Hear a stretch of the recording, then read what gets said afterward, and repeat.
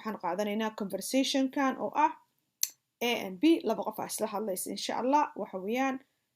waa cashar faa'iido leh oo aad ka isticmaali kartaan maarta aadan dhib lahayn oo aad uga fikireen marka dadkan akhriskan garan waan akhrinayaa ila daba akhriya walaalahayse muhiim inaa iga daba akhrisaan qofkii akhriska dhibaa insha Allah marka A iyo B ayaa wada hadlaya are you a student this call are you a student are you a student question mark yes I am yes I am that's jawaabteedi waaye are you a student are you arta marka aragtiin waxa weeye question youdan waa subjecti qofka hadlaya are you miyaa tahay a student arday miyaa tahay adigu arday miyaa tahay marka B wuxuu leeyahay yes I am ha waan ahay yes I am ha waan ahay marka are you baa la weydiiyey artan waxay u taagan tahay verb B and here I am amtana waa verb B yes I am marka A wuxuu leeyahay are you a teacher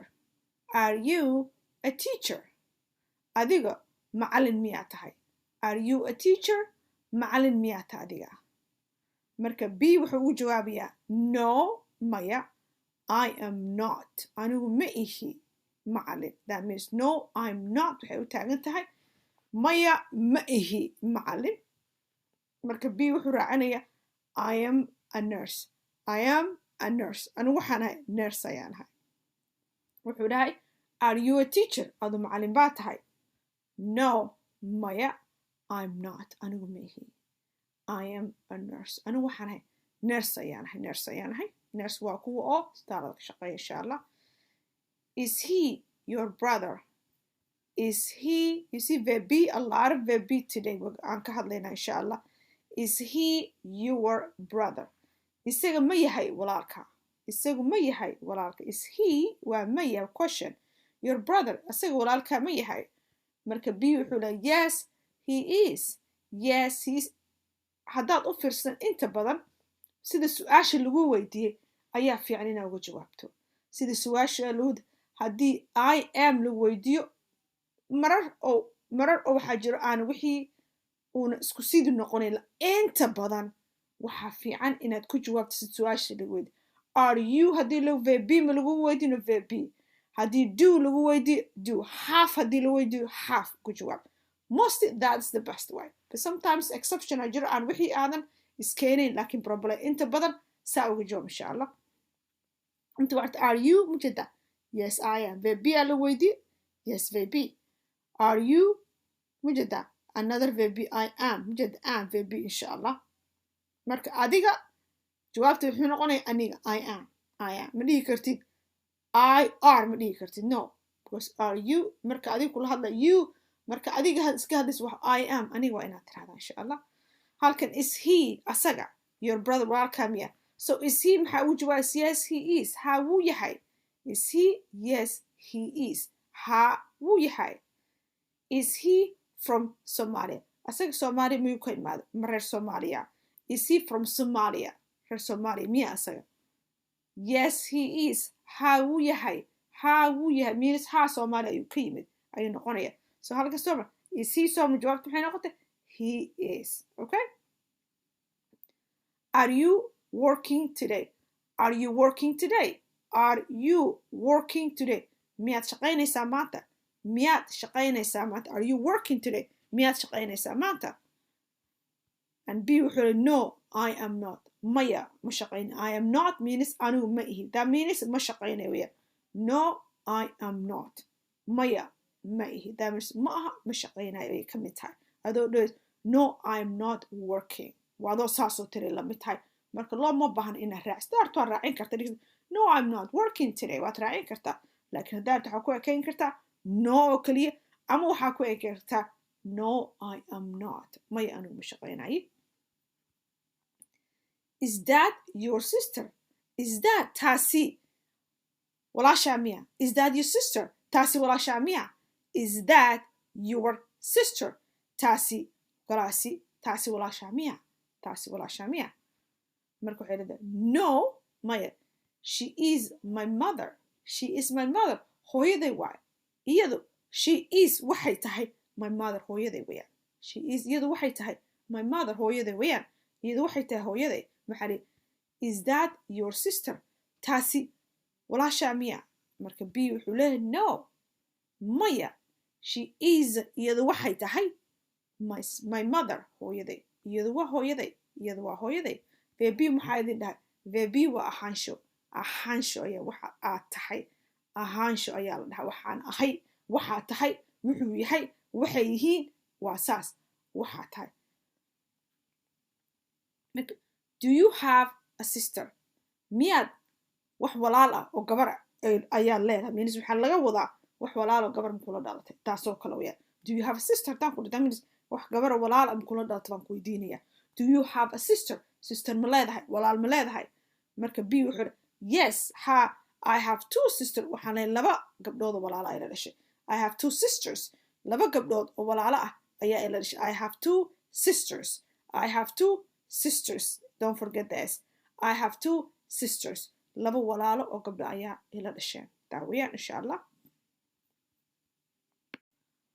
what does your father do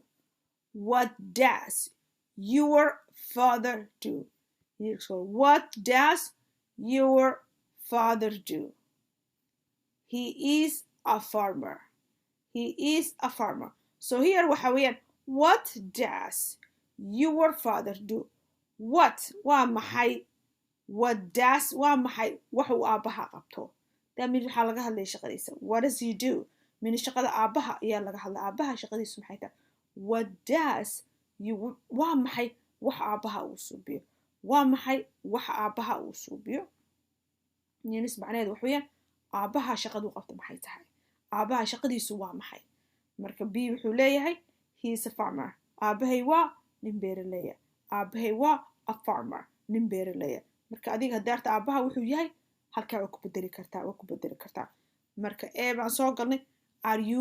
married adigu are you married means ma guursatay miyaad guursatay miyaa lagu qabaa laba mid isku mid weeyaan insha Allah miyaad guursatay are you married miyaad guursatay oo miyaa lagu qabaa tay noqoto insha Allah no maya I am single maya anigu single ba qof kaliya ayaan ahay qof kaligiis ayaan ahay I am a single that means lama qabo ama ma guursanin tay tahay waa I'm single ayaan ahay do you live in Mogadishu do you live in Mogadishu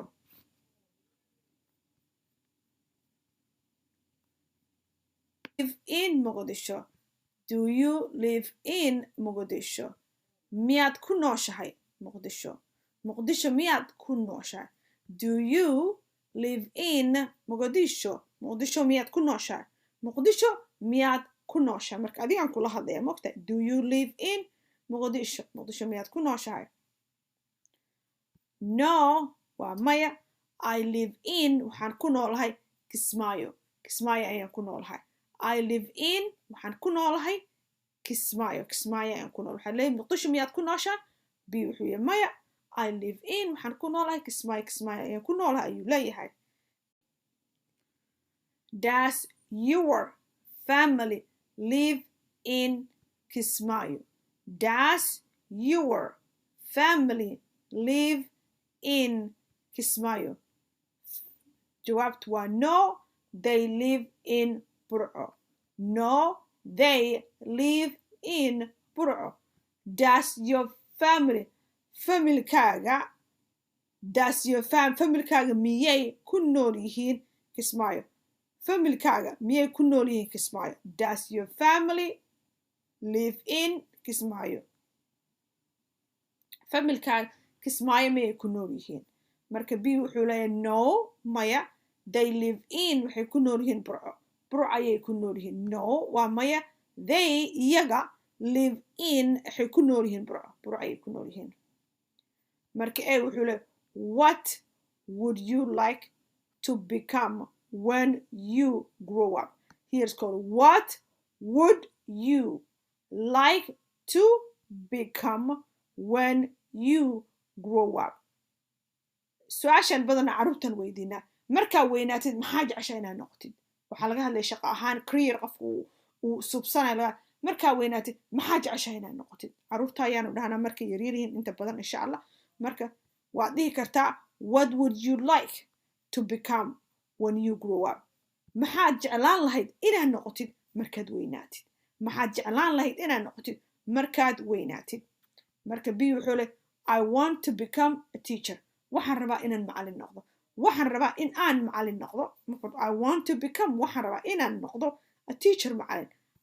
I want to become a teacher waxaan rabaa to become inaan noqdo a teacher macallin inaan noqdo waxaa kaloo dhihi karta what do you want to be when you grow up su-aashani iyo tan waa isku micno weeyaan sidana waad dhihi kartaa sidana waad dhihi kartaa what do you want to be when you grow up waxaa dhihi karta what do you want to be here's to be waan isticmaal halkana to become labada waa isku mid weed isticmaali kartaa what do you maxaad adiga want to be inaad ahaato when you grow up maxaad jeceshahay inaad ahaato markaad weynaatid maxaa jeceshahay minus waa shaqada laga hadlaya maxaa jeceshahay inaad noqotid markaa weynaatid marka b wuxuu leh I want to be a dentist waxaan rabaa dentista inaan noqdo dentista waa dadka ilkaha ka shaqeeya nadiifiya hagaajiya